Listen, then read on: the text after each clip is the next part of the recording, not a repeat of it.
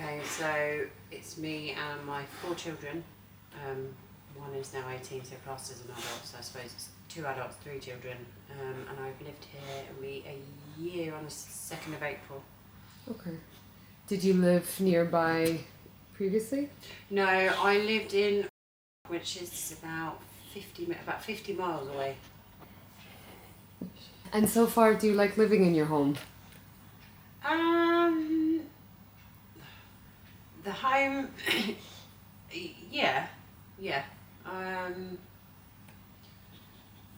It's different to what I'm used to. So, but yeah, I wouldn't say I dislike it.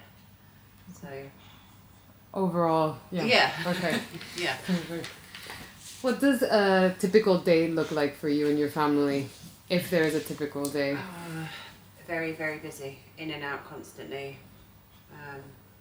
I've got 2 children with additional needs, so I'm constantly running around after my children. So I never really have time, probably, to thinking about home, to actually enjoy my home, or to do anything in my home. So I'm constantly in and out all the time.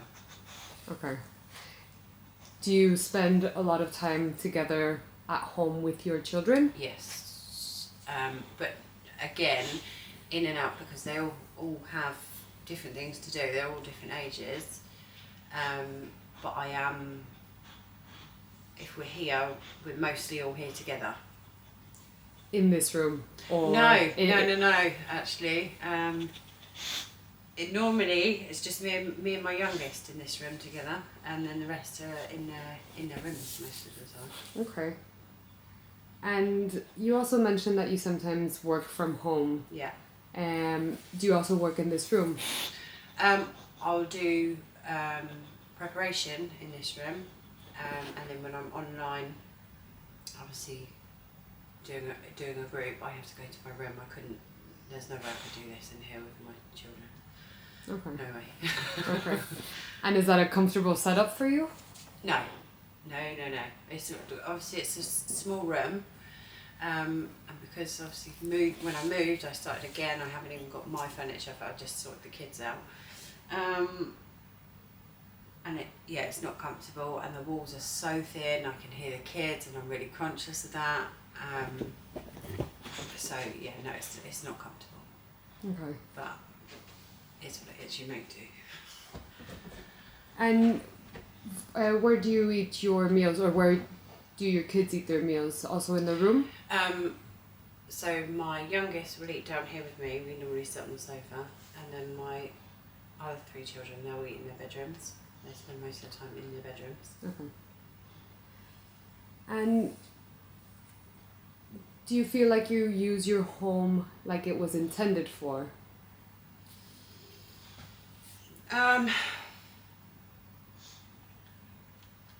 No, but I feel like that's because of life circumstances and stressful situations that have happened to my family.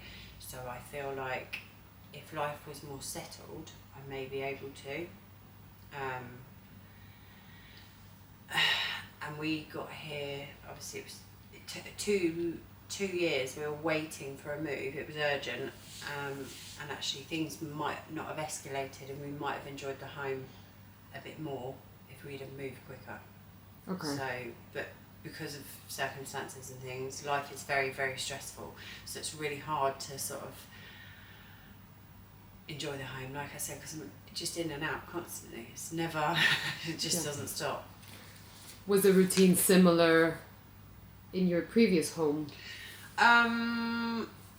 It was, but because I had, I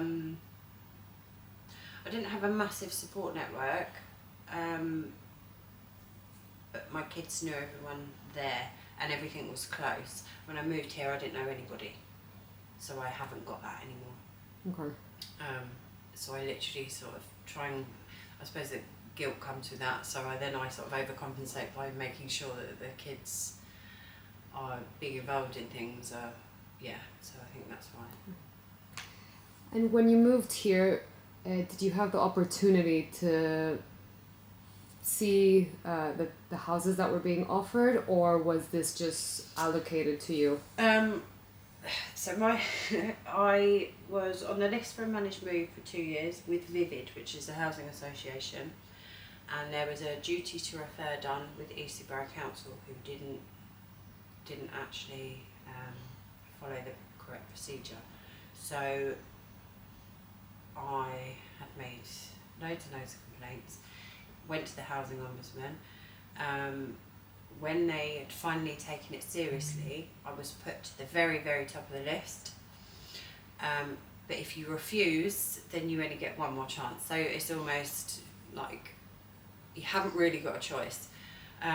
So this property had come up, and 4 beds are few and far between. There's not very 4 beds. So I obviously bid on it, then was quite unsure. And actually emailed the housing officer at Eastleigh, didn't get a response from her, and next thing I was offered it. My partner, who actually did the blinds in a lot of the houses in this new estate, was able to come in and have a look around before. Obviously on video, on camera, it looks very different, so that was it. And actually, because of the desperate need to move, it was okay, this is what it is, we need to just sort of go. So yeah, that was it, really. And is there something you wish you would have known before moving in?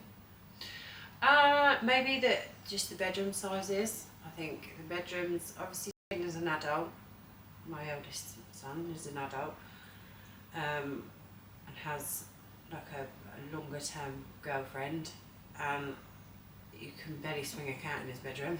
So, and that's difficult. My girls, they share a room, and that's difficult because they fight and argue like you would not believe. And she's a 15-year-old girl, she's 9, and actually they do need their own space, but it's not something you could even put well, my dad's a carpenter, but not well, but putting a dividing wall up would be really difficult because there's one window. So, and again, you have to have obviously regulations and things, and it would be weighing up the need of having to move very quickly again, and the space, but because of the cost of living and stuff, I had to sort of, I think he's going to be here for quite a long time. I don't think he'll ever move out. He needs his mum too much. So but I wish I had have known the sizes of the bedroom. That's all. But whether it would have changed my mind, I don't know. Okay. How did you select who would get what bedroom, or how was that kind of process of? So obviously the girls needed a bigger room because they had to share. Who is my 12-year-old who has autism, he likes quite a tight space, so he was okay in the smallest bedroom. Obviously needed a double bed. His girlfriend stays quite regularly, but then I have so many clothes that are still in boxes in a cupboard, and obviously my partner stays maybe 2-3 nights a week, so it was, and there's not much difference between one and two rooms, so he had that one, and yeah, that's how it worked out. Okay. And in addition to 4 bedrooms, was there some criteria that you were looking for in a home? I mean, the thing is, you compare all the time and you think, right, I want a home like this, and I've got friends that are in new builds that have got studies or 4 beds with studies or dining rooms, and use them as extra bedrooms, even though they've got, maybe 2 kids and all their kids have left homes and at home. And I think, and in my mind I was thinking, okay, that would be ideal, because actually then none of my kids would have to share. So in my mind that was something I wanted, but I'm just trying to be grateful for what I've got. So okay. And do you currently use also the garden? not really at the moment. Obviously the weather's useless, and I haven't bought any furniture. Like I said, I sort of left everything, so I haven't got anything yet. Or obviously she does. The dog uses the garden, and yeah, I will be in the summer. Was that something that was important to you, to have a garden? For the kids, my youngest especially, and my older kids like to sunbathe and stuff, but and for the dog, but not massively. No, I'm not really an outdoorsy person. What is something that you like about your home? I like where it feels safe. It feels, right at the back. It feels quite safe. And safety for me is really important, so I don't feel, and that's like quite big. How it looks and stuff, I don't know. I like the size of this living room. I don't massively like the layout, because I wish sort of that bit was a little bit different. I could put a dining room table in there and stuff, I suppose, but I don't know. I don't really dislike anything, just the size of the rooms, but yeah. For example, environmental comfort, like, do you feel it's warm? Do you feel, you had mentioned about the noise. Yeah. It's very loud. Very loud. But they are doing some work on the motorway, I believe, to dampen the noise. And I believe that's because of this, because of the building. But within the rooms, you also mentioned that it was quite noisy. Yeah. I don't know if you can hear the motorway. Yeah, so that's constant, which is fine. It's not a massive problem. It's sort of white noise, so it's not a problem. But yeah. But again, it makes me feel quite safe. I don't think where I was before, in comparison, it's very, very different. So. Okay. Other than kind of being towards the back of the development, what are some of the other things that make you feel safe in your home? I think the community, like my neighbours are really lovely, everyone's really friendly.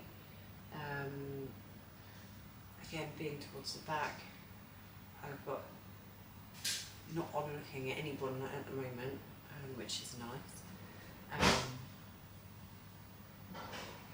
I think that's probably it. I don't know, when I walked in the house, I had a sense of safety that I just felt as soon as I walked in here. Whether that's because I didn't feel safe at my old house, or whether, I don't know. Yeah, so it was a positive change in that sense. Okay. What does housing quality mean to you? Housing quality? That's a difficult question. To me, that means, and I think we're obviously talking about this earlier, that means I would look at that as how it's built, and like the foundations and the actual building work. That's how I would think of housing quality. I wouldn't put anything else in there, but obviously I'm no expert on housing, so I've learned quite a lot, but the last sort of week really thinking about how I use space and stuff, so Yeah. Do you think this house is well designed? No, not at all. You've got a huge carport out there that's ridiculously big, like for 4 cars, and I know it's a 4-bed house, but I don't think you need a carport that big. Huge toilet which is ridiculous. The bedrooms are very small. No, I don't. Not at all. So in terms of space, it could be considered enough space, just badly distributed? Yes. Yeah. Okay. And do you like how your home is finished in terms of like the finishings? It's just very, very plain. which is fine. It's a blank canvas, which is, yeah, I suppose it's ideal. And obviously you can't do anything for a year because of it's new, so that's fine. And I quite like that blank canvas. You put your own stamp on it, but I haven't been able to do that yet. So. Can you tell me a little bit more about that? Was that some of the conditions and rules that were given to you when you moved in? Any new property that you move into, you can't put things on the wall, you can't decorate, paint, wallpaper, etc. for a year because of it. Obviously, it's a new property and cracks can appear and this and that, so you're not able to do anything. And after a year, do you have to ask for permission to do certain things, or are you given permission to just? You can do things. Obviously, if like I was saying about like a dividing wall in the girls' room, I'd really like to do that at some point because it's ridiculous. I'd have to ask for permission to do that. Okay. In addition of that, what are some of the changes that you want to make in your home? Big changes or small? Both. Hypothetical and realistic ones also. Well, yeah. I need to paint everywhere. Having white walls and children is just not really great. And a dog, it doesn't really go well together. There's probably a lot I'd like to do. Decoration, that's just one big thing. I'd like to change everything. Like I said, a dividing wall. Yeah, I definitely do a lot more sort of shelving in the storage and things like that. There isn't any of that, and yeah, things like that. Do you feel like you have enough storage in your home? Not for 4 children, no. Not with 4 children. And using the loft space, you're not allowed to put anything up there, so which is annoying. Okay. Is there anything you can't do right now at home because you don't have enough space or the right kind of space? Yeah, like I said, I mean, I suppose I have got the space, but it's not feasible with the kids in this room. So for me, working, I haven't got the furniture in my room right now, but if I wanted to put a desk in there, I wouldn't be able to, with everything else. So I wouldn't be able to do that. I couldn't put a desk in here if I wanted to put, and again it would be a dining room table or a desk, and actually working in here with the children, coming in and out, and I've got, you know, I'm talking to people confidentially, I can't do that. So yeah, there is things that like that I'd like to do, but I can't. Okay. And you said that you feel safe at home. Do you also feel like you have privacy? No, absolutely none. Not at all. Why not? Like I said, the walls are everything. I think because of the lack of space upstairs, I sleep on the sofa most nights unless my partner's here, and I feel like because downstairs is probably where I get most privacy, although the kids are up and down, but they're nocturnal. And if I'm upstairs, it's just, even if I'm on the phone, you can hear conversations between walls and the kids, and yeah, I don't feel there's any privacy at all. And what is something that you dislike about your neighborhood? Because you mentioned that some things that you like is kind of where you are located. What are some things that you dislike? The traffic, obviously it's opposite. It's not the OGS bowl anymore, but the traffic where it is that can be really frustrating. I think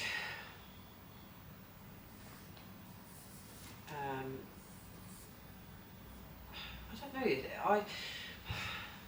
Sometimes what I do find, I feel like you come into the estate and you've got all these big nice houses that have had all the blinds done and things, and I feel like they've put all the social housing at the back right by the motorway, which is not okay. I feel like there's a little bit of discrimination going on. Again, it sort of makes me feel safe, but at the same time, because they're still building over there and they're building flats,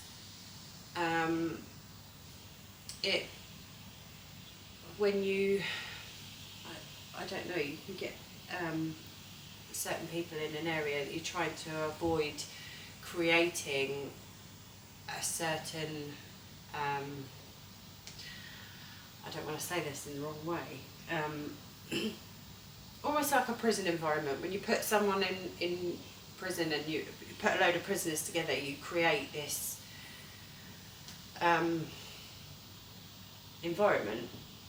And I remember in Aldershot when I first moved into my first flat was brand new, and what they wanted to do was get a real mix of people, you know, working people, non-working people, and what I feel like they've done here is almost say that this is what they wanted to do, but actually they haven't, and they put all the people in social housing at the back to almost discriminate a little bit.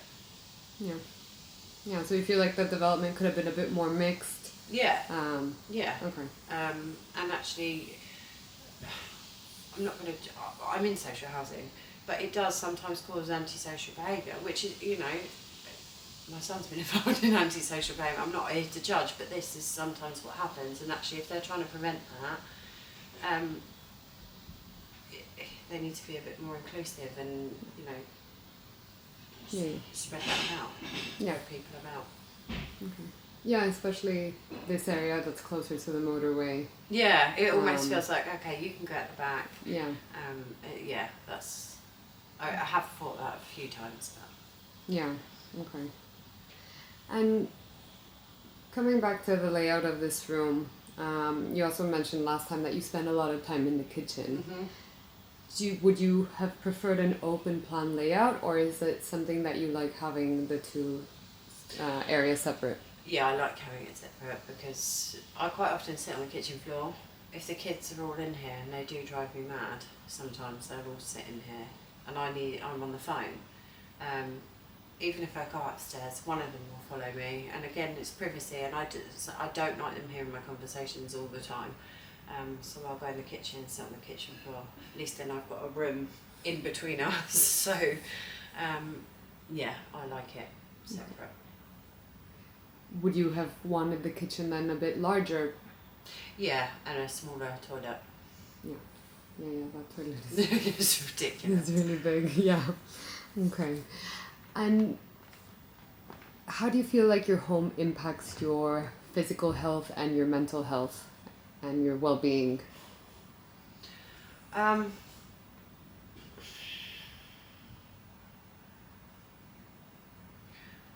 think the lack of privacy doesn't help well-being, and I think obviously the kids, the girls particularly, fighting and arguing, that then that's really, really stressful, and any stress, you know, it impacts your well-being. Because I had a decline and in my physical health and developed a tremor when all this housing stuff was going on. I'm seeing a neurologist in July. Potentially stress related, I think, and when I am stressed, this tremor comes on, and like it's in my head and everything. So I think sometimes the lack of space. I'm not saying it's a tiny house, it's not, but the lack of privacy, and I think that's the right way of saying it. The lack of privacy for the kids and myself creates stress, and then impacts my physical health, which, you know, when we're all stressed out, we all feed off each other's emotions in the house, so it's like a perpetuating cycle, to be honest. And knowing your neighbours and feeling safe in your community, has that had a positive impact on your well-being? Yeah, I wouldn't say it's had a positive or negative, to be honest. I'm quite, I wouldn't say withdrawn, but I tend to just keep myself to myself, to be honest, and just, they're really lovely neighbours, and, you know, they'll ask for favours and I'll do the same and everything else, but because I've got such a busy lifestyle, I sort of tend to just keep myself to myself. Okay. So the interactions are important, just kind of on a day-to-day basis, but nothing further. Yeah. Okay. Yeah. Okay, perfect. And for example, the home you were in before, was it also a 4-bed? No, it's a 3-bed. Okay. And how was the switch from a 3-bed to a 4-bed? It was, to be honest, I thought it would be a lot different than it was. The boys used to share a bedroom, but they were very good. They didn't really argue and fight. So, like I said, I sleep on the sofa most of the times, and I've done that for maybe 4 or 5 years now. And I gave my eldest daughter my bedroom in our last house, and there was the smallest box room you've ever seen, so their girls couldn't share. But then, and now they've gone into a bedroom together. That's been really, really stressful. So, although I thought it would be quite different, but actually it hasn't made a drastic change, to be honest. Okay. Yeah. Can I ask, in terms of housing allocation, right? Is 4-bed what you were the maximum that you could officially get? And actually, they only allocated me that is because the boys have got additional needs. Otherwise, they would have still put me in a 3-bed. Obviously, James is now 18, so that they can't now. But when first applied, it would have, because of the boys' additional needs, they had to be a 4-bed. And there's also no consideration for work, for example, right? Because you're working part from home, right? No. Rules are slightly, how they rules work is a bit ridiculous, and each council, each borough has different rules and all this sort of thing. But they're very, very sneaky. I have to be honest, very, very sneaky. And they weren't initially, like I said, Vivid, obviously separate housing association. I was on this list for a long, long time for a managed move, and nothing came up. And Eastleigh Borough Council, they weren't going to allow me to move because I had no connection to the borough at all. And actually, I had to do a lot of research to find out, actually, because being homeless doesn't just mean you're physically homeless, it means actually you don't feel safe in your own home, and that's homeless as well. And there's loads to it, really interesting stuff. And yeah, so they initially weren't even going to house me, to be honest. They sort of just left this duty to refer, and they're all a law unto themselves. They sort of go, no, you have to go to this person, this person, this person, and yeah. So that process must have lasted quite a bit of time. Yeah. Okay. And when you moved in, did you have any maintenance problems? Were the houses completely finished, or? Yeah, no, they were finished. Like I said, I had an issue with the back door where there was a manufacturing problem, so the back door was leaking water. And then I didn't notice until a mushroom was growing inside. And the skirting boards expanded. So that was that. I think that was the only problem I've had, to be honest. And was that fixed quickly? Not quickly, no. But you have to go from, because it's in a 12-month period, it's still up to Foreman Homes to fix, not Vivid. So you have to go through Vivid to get to Foreman Homes, and then do this and do that. But actually, I went directly to Foreman Homes. Although, again, it's not been dealt with properly, and that will be an issue in the future. So, but I think then it will be Vivid's problem and not theirs. So that's an argument they have to have among themselves. And the contract that you signed for this home, is it for a certain amount of time? I am, because I've been with Vivid since I was 19, I'm now 37. So this is my third Vivid home. I'm in a assured tenancy, so it's for forever basically. Yeah. And do you feel it's affordable for you? Absolutely not. I went from, I think it was about 600 and something per month, which is obviously social housing. They're trying to change everything to affordable housing, so it's now 1,000, nearly 300 a month. So that's a big jump, and it was something that I was sort of panicking about. But actually, again, doing research into it and looking, this is how the system's changing now. So, you know, things are going up, and again, weighing it up whether I needed to move this quickly and this sort of thing. So, yeah. And do you get support for the bills? Yeah, I do get help from Universal Credit. In terms of kind of thinking in ideal terms, what would be the right amount of space for you and your family? Sounds awful, and I hate saying it, but I feel like I need a 5-bedroom house with all my children. But again, I don't want to be ungrateful for what I've got. Or at least the bedrooms were big enough so I could either split one for my daughter, and Jaden could have a bigger bedroom because he's, you know, when they're younger, you don't really think about space because you can just get on with it. As they grow, you're like, the house shrinks as well, so you're just,